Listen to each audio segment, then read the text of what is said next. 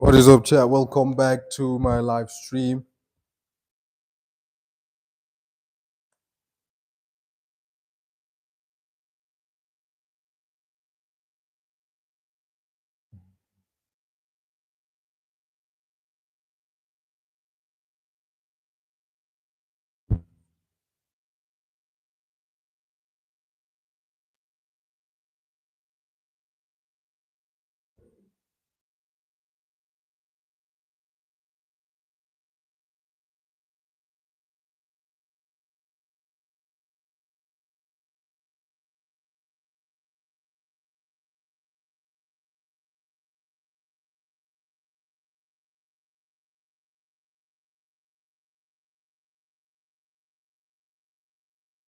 I'll drag this somewhere. Why is it not moving? One second.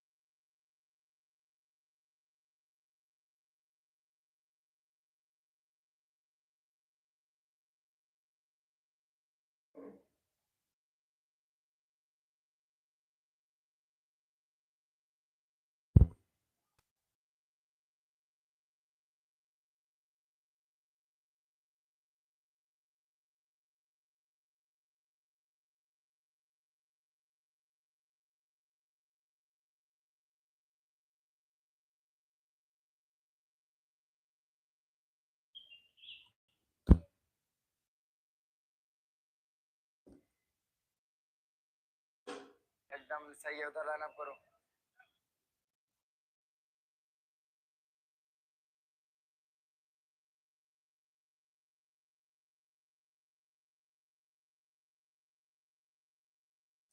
Yeah, man, it's been a while. Lately I've been busy, which is why I've not been streaming often. I'm doing great, man. I'm doing great. How are you doing? You know, I've got university stuff, though I'm doing my ITF, and also I have some. I did a couple of things actually, like meetings and all that sort of stuff with some UN officials. So I've been busy with that sort of stuff. But yeah, yeah, it's good. It's good so far. It's good. We still have one more year, but next year around this time, inshallah, I'm already a graduate. So we just have that 1 year to go through, and everything's gonna be fine, inshallah. Well, I'm glad you're doing great, Canary King. Long time.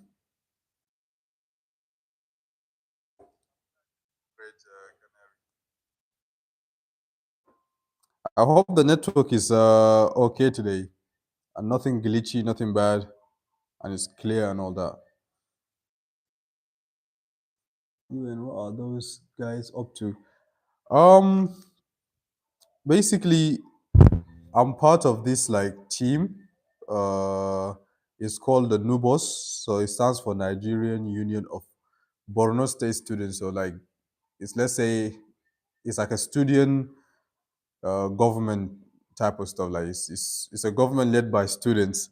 So we just want to find ways to collaborate with the United Nations officials in especially on the UNODC office, which is the United Nations Office on Drugs and Crime.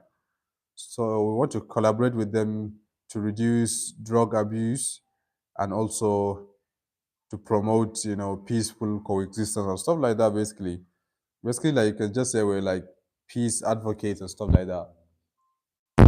That's wonderful. One more, and you'll be ready, yeah, inshallah. But I did all my research on the drug aspect because I do know a lot of students abusing substances in on campus and all that. But the person we met, he was given a project. The UNODC focuses on a lot of things, some such as wildlife crime, many other stuff.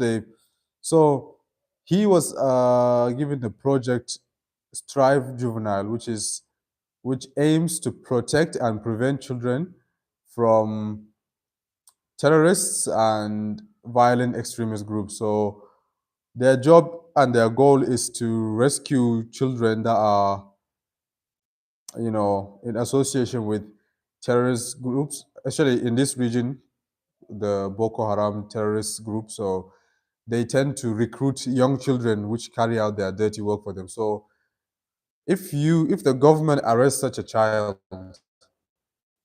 the child is below the age of 18. Anyone below the age of 18 we consider as a child. So that child has already killed maybe several people. What do you do to that child? Do you kill that child? Do you put the child in rehabilitation centers or prison? Like, what do you do? So that's where the Strive Juvenile comes in to rescue these children and just give them like a second chance in life. Yeah, drug abuse. The thing is with drug abuse is like it's everywhere. Like there's no way you go to a place where people don't abuse substance. It's just that some places is higher than others, but still it's a thing here. Like you see, though people tend to do it more in secret. You don't like walk on the street and see someone, you know, struggling with something. But right now, what I know is it's not.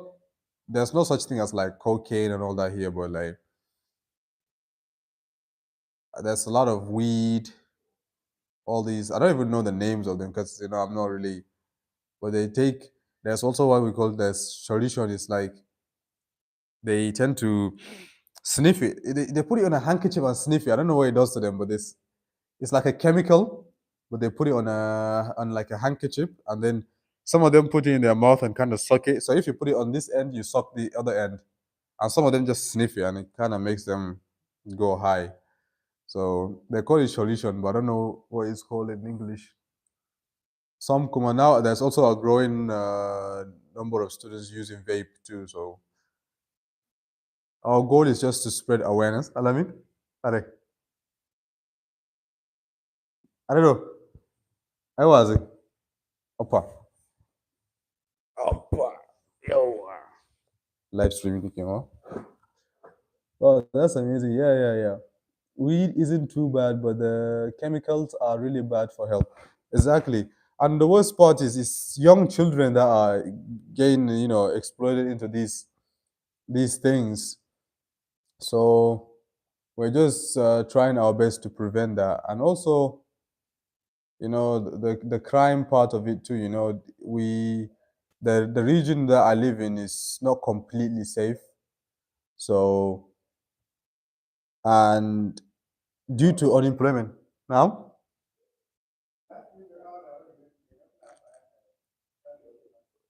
I can fix it on live now, no problem. I can fix it on live. Nah, it doesn't matter, I guess. I don't really. Well, if the person doesn't like it, then they can just swipe away. It's not that difficult, is it?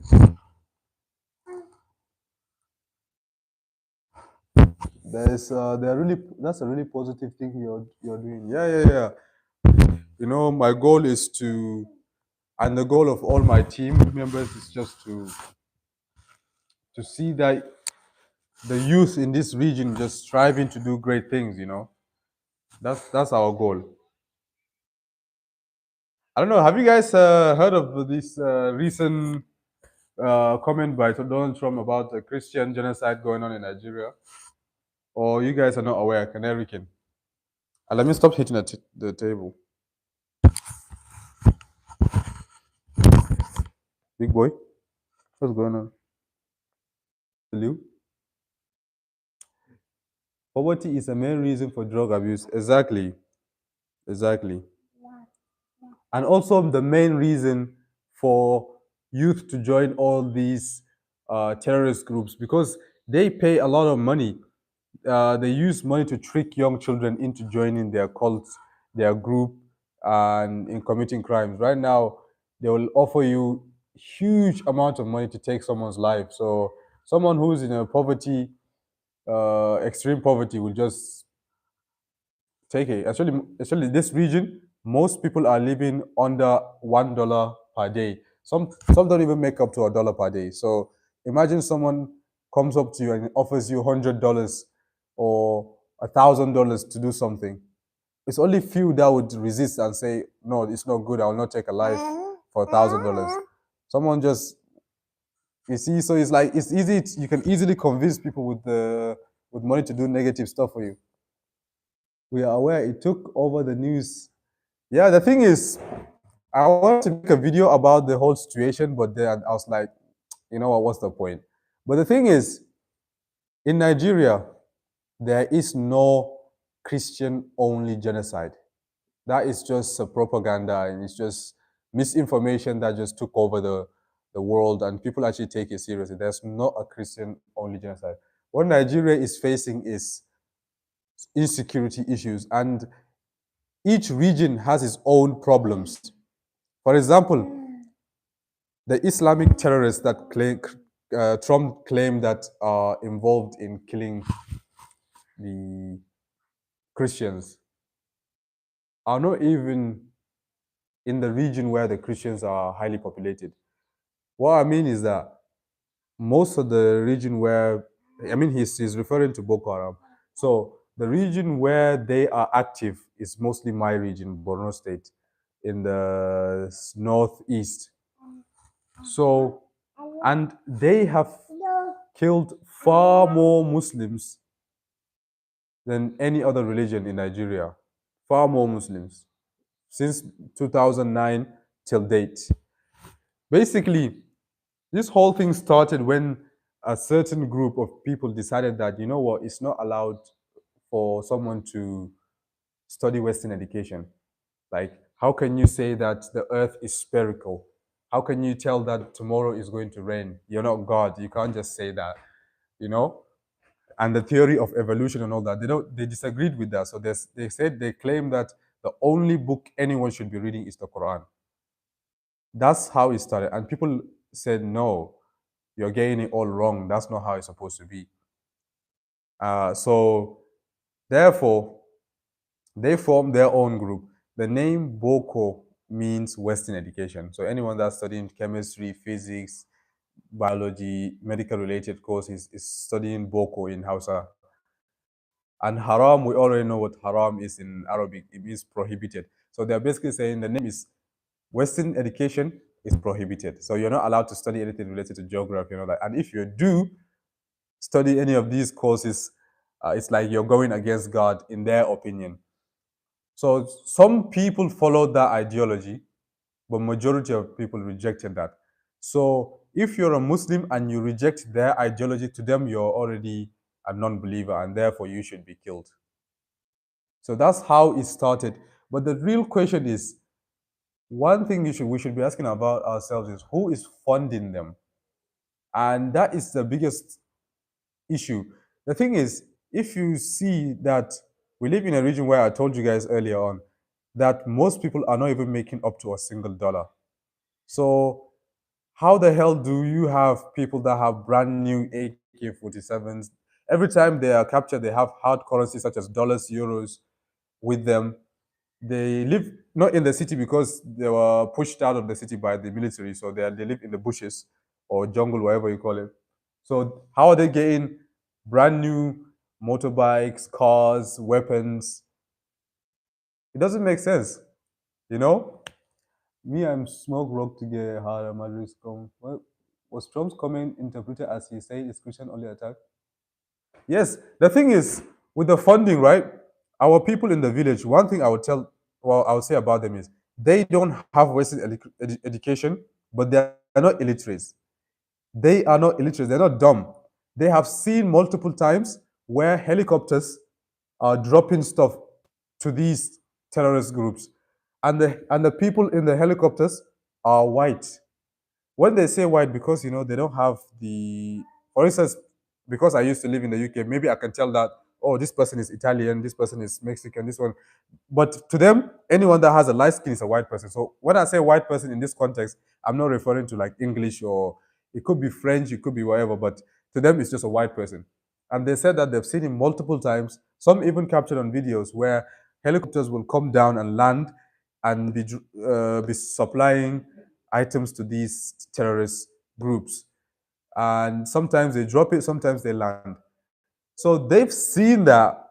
So you know that there is a foreign intervention. There's a foreign, it's a foreign funded thing. Somebody out there who knows. Most people assume, I'll not mention any country's name, but there is two main countries that people are suspecting. And the reason why the government is not willing to end this crisis is because they are benefiting from it through the NGOs. When there's war, there's aid that comes through NGOs. For example, the US aid, some through UNICEF, etc., etc. And all of these aids will be given to the government to give it to people. By now, if all the aid that is being given to the Nigerian government from the start of the war since 2009 till date, if it was properly used to help these people that are living in camps, by now we could have solved almost all the issues that they are facing. But guess what?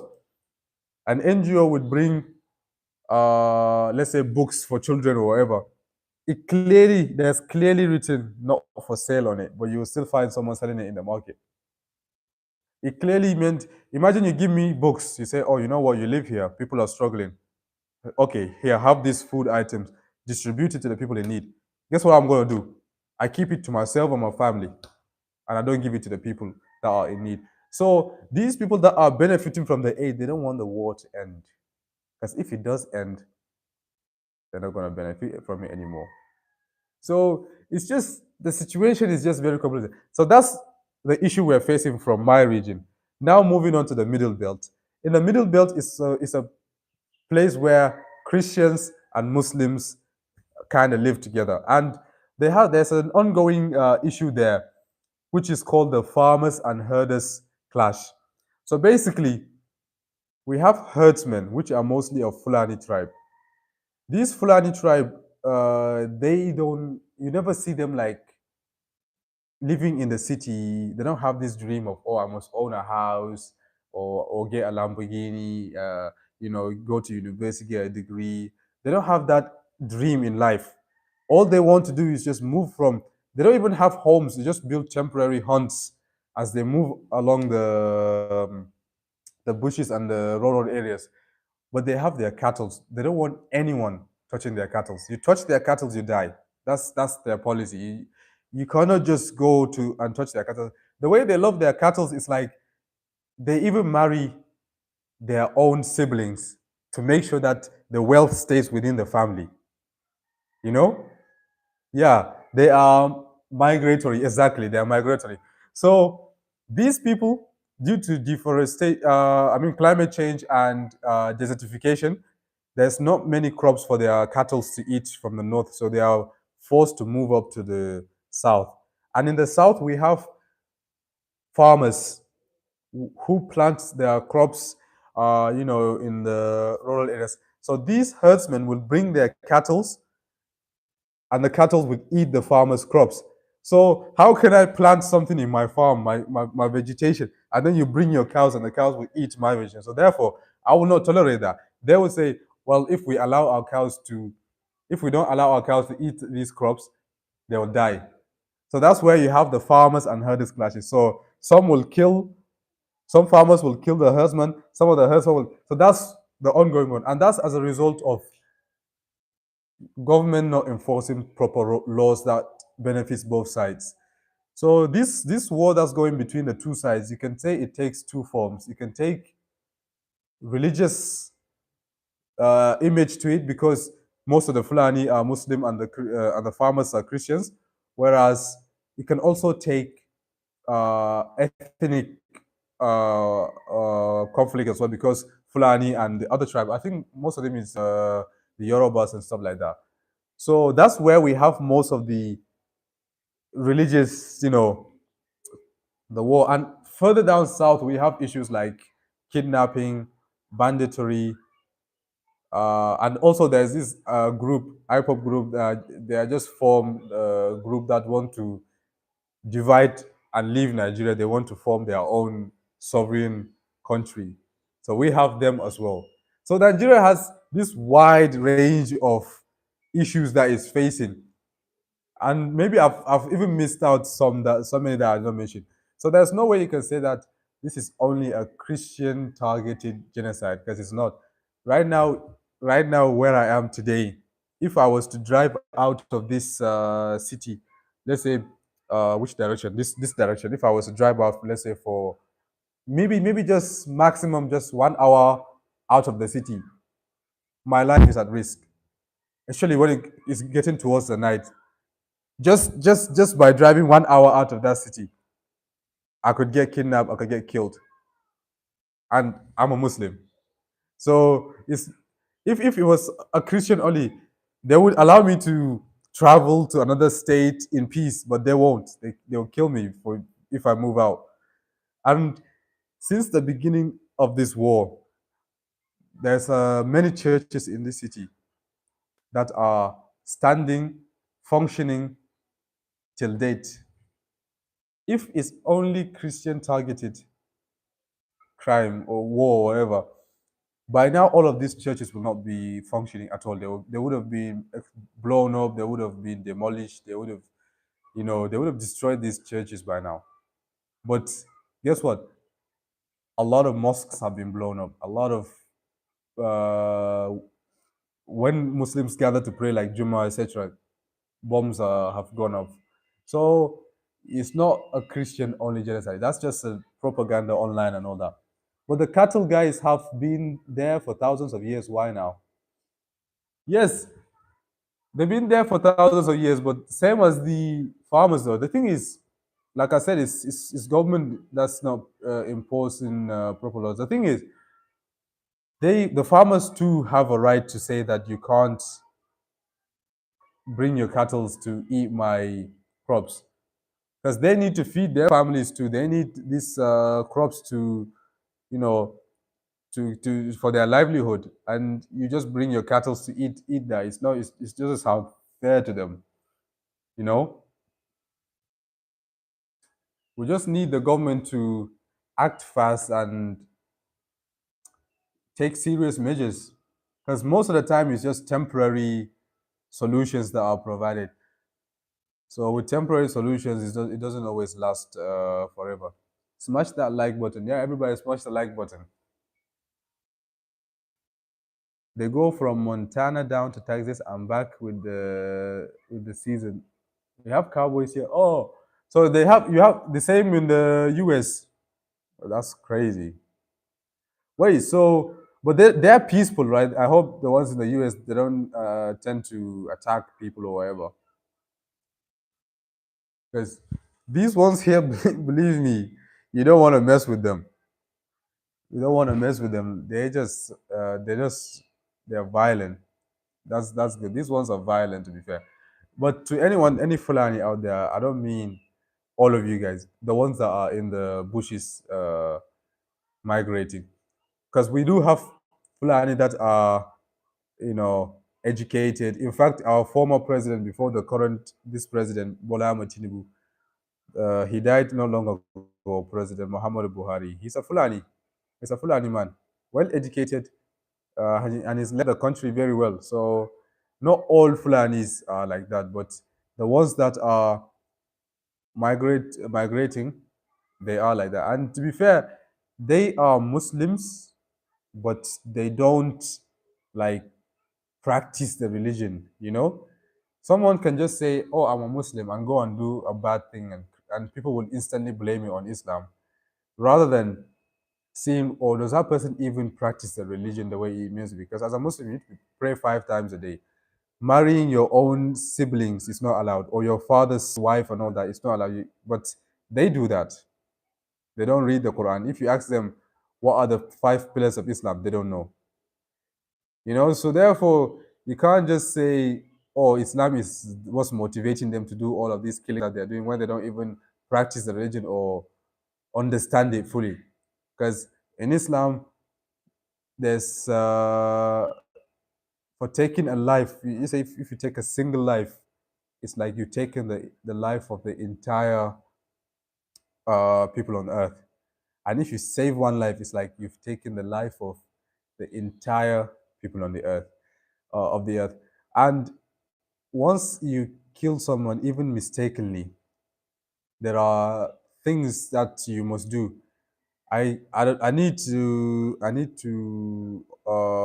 don't have 100% the steps, but I don't know some things like if you kill someone and the family says we don't forgive you, we will not forgive you, then you will face death. But if the family decides to forgive you, you must pay. There's I think uh, I forgot the name, but I think you will pay how many camels for that one life you've taken. I think 70 or something camels. I don't know. I need to double check my facts. But I do know that if you have, even after you pay that, I think you have to fast for 60 days straight. So 60.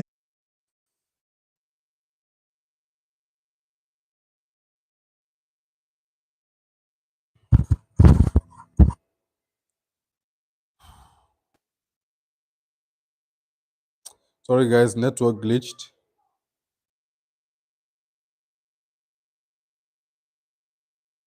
Sorry guys, network glitched. Well, I got it back fixed now. Sorry guys, network glitched. Well, I got it back fixed now. Sorry guys, network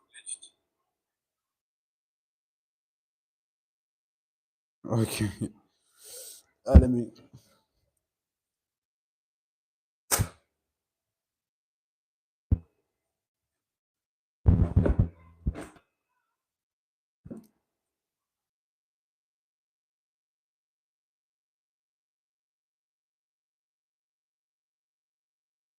Yeah, I'm back. I'm back. Network glitch. I'm running out of my subscription, internet connection, which is why it's like whenever I get the warning, it kind of stops the network for a second before it allows me to continue. So to answer your question, yes, Muslims do feel blamed by Trump because the situation is different from what people are saying. Right now, in everything, basically, in everything in life, there's always what the media tells you and what's happening in reality. Right now, people in the south believe that if you come to the north here in Maiduguri, where I live, as a Christian, as if they feel like you're instantly going to be killed. Someone's just going to be out there attacking you. While in reality, I have tons of Christian friends from my university, from my secondary school back in the days. We shared a lot of memories together. We have Christian neighbors. We have them here thriving, basically doing their daily activities, going out. They have shops, running their businesses. So nobody's really attacking them for their faith. We have many churches here. But it sounds like the way they say online is like as if we are just out there killing them for no reason. And the way Trump said he's gonna come in, guns are blazing, they're probably gonna do what they did in Gaza. Like or Hamas lives amongst the people. So therefore, if we just kill everybody, we'll kill Hamas and the people all together. It's the same thing. Not because just because I live in Maiduguri doesn't mean I'm a terrorist. I just live here. I'm also being terrorized by them. I condemned every act of killing against anyone for their religion. You know, so everybody has the right to practice whatever faith they want to practice in freedom, in peace. So yeah, it's just that for some reason, uh, the people in the north, the Muslims, whenever there's a Muslim that is killed, we don't tend to come out and speak about it online. We don't tend to show concern. Or I don't know, maybe whether people just got tired of it or basically people no longer just speak up. Whereas if a single Christian is killed, they will make sure the whole world knows about it. Everybody's gonna be out there just talking about it. So maybe that's the reason why the voices went out there and people heard them, and ours are not, because